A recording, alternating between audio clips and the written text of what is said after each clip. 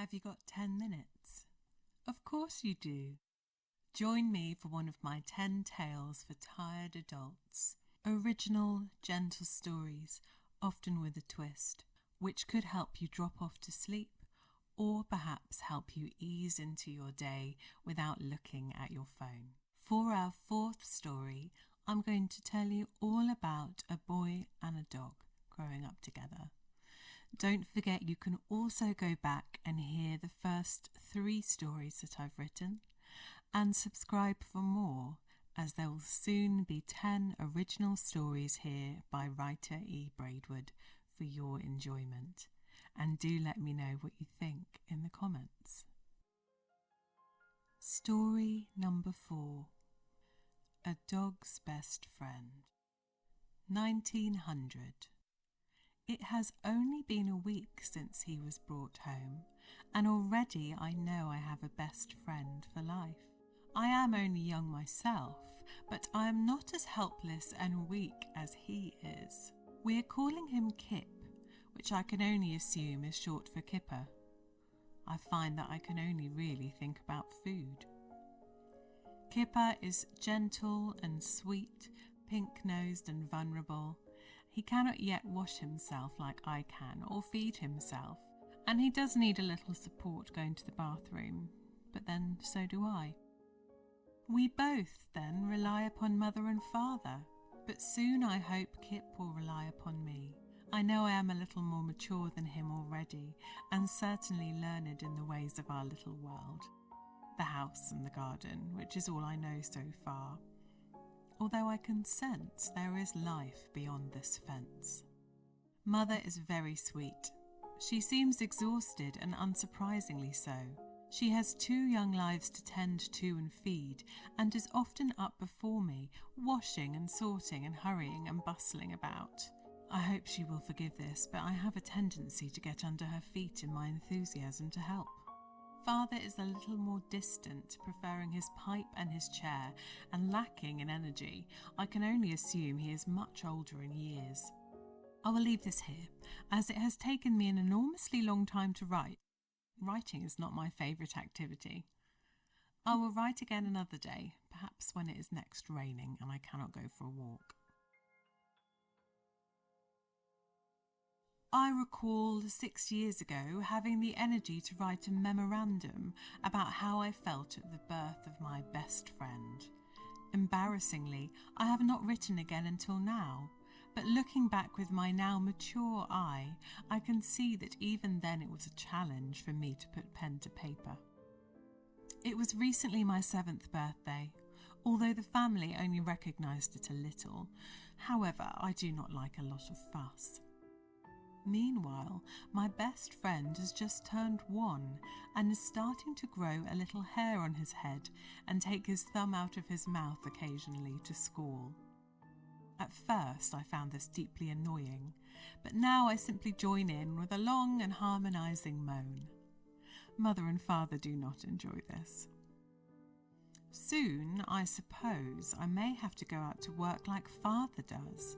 He and mother often joke that I do nothing around the house except for making a mess of it, and perhaps they are right, yet I do not know what work someone with my limited skill set would do. I am hopeful that this was only meant in jest, and will do my best to ensure it remains so, by cheering them both up on the longer and harder days with long and loud barks of joy, gathering them gifts from the garden, and generally doing my part to provide. Meanwhile, I shall leave this diary somewhere easy to find so that I am not as lazy and write more frequently. 7 years have passed. I'd been disappointed in myself for not writing. But life is so difficult these days that who has the time to be creative? We should be out making changes and fixing the world. The family and I go walking often, and they still keep me in chains, if only because it stops me from tripping Kip over. He is now 2 years old and tumbles about disgracefully like some old drunkard. As such, I do often find that I need to run about in front of him or distract him or lead him this way and that, much to the parents' ire. Yet what the parents don't understand is that I'm trying to protect him from falling down and to distract him from the horrors of the modern world. They do nothing about it. They don't understand. All they do is fuss and argue. One thing they have done which I particularly disapprove of is to bring some newfangled soft toy into the house, a bear but in the form of a toy for Kip. He lavishes it with attention. It is all I can do to look on in horror. A dangerous predator in the form of a toy? They are asking for trouble. Still, though, he is my best friend, and will be for life, even though he pulls my tail and shouts and argues nonsensically. It seems he still cannot grasp the language. How will he ever effect change if he cannot speak? I must go. I have things to do, people to hunt, things to bury. Such is the way of the world these days.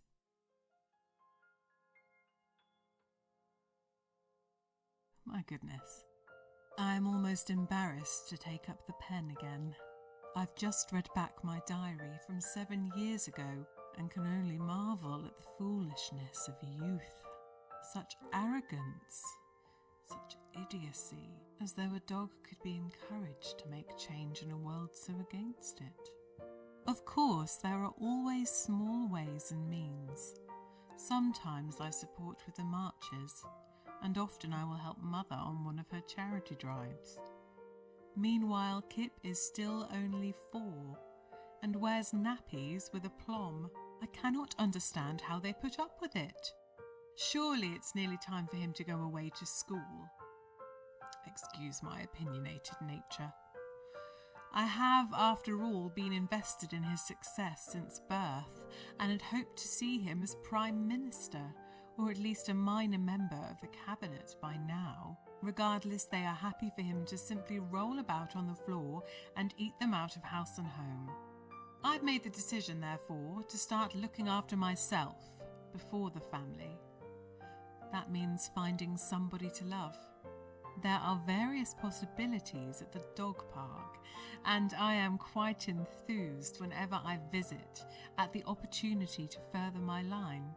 Yet Mother is either unwilling or unhelpful when it comes to trying to bring them home. Ah, that reminds me.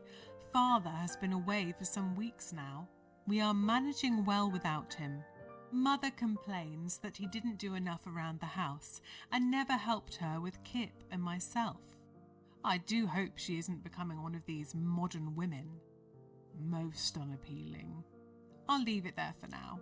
Hopefully, when I next update this diary, perhaps a few weeks or months from today, I will have a wife of my own and perhaps even be on my way to becoming a father. Or at least, I would hope to have a home of my own. The family home can, at times, be rather stifling. I long for my own sofa and pipe and newspaper. One of these days.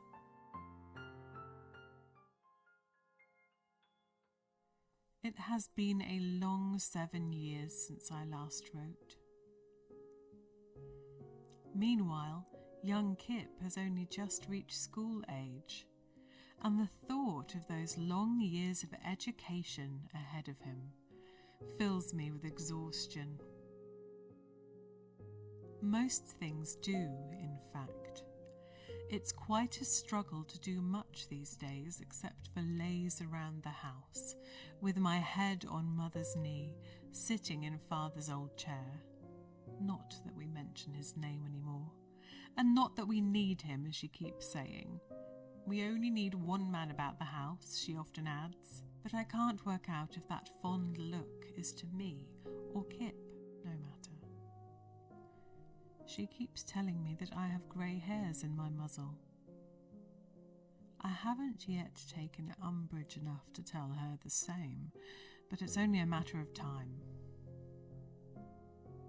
I never did find a wife of my own, but I soon realised that I didn't actually want one. I am needed here. Where would I find the time?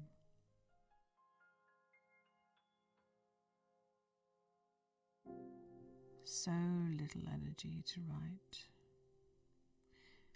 Kip has been sent away for schooling. Mother is tired and needs me to care for her, and I try. I can see these days what my purpose has been. I have kept Kip in check and taken the place of father. I have kept the dangers away and looked after mother. I always thought Kip was my best friend for life, and I suppose, on reflection, he was, only for my life, not his. He was so quiet and helpless when he was young. He is even now. I begin to wonder if it was, in fact, mother that I loved the best. I'll leave the diary here, I think. Later on there will be a warm fireplace and a warm lap and something small to eat. How I miss eating the way I used to. But goodness knows I've had enough food and enough walks and enough love to last me a lifetime.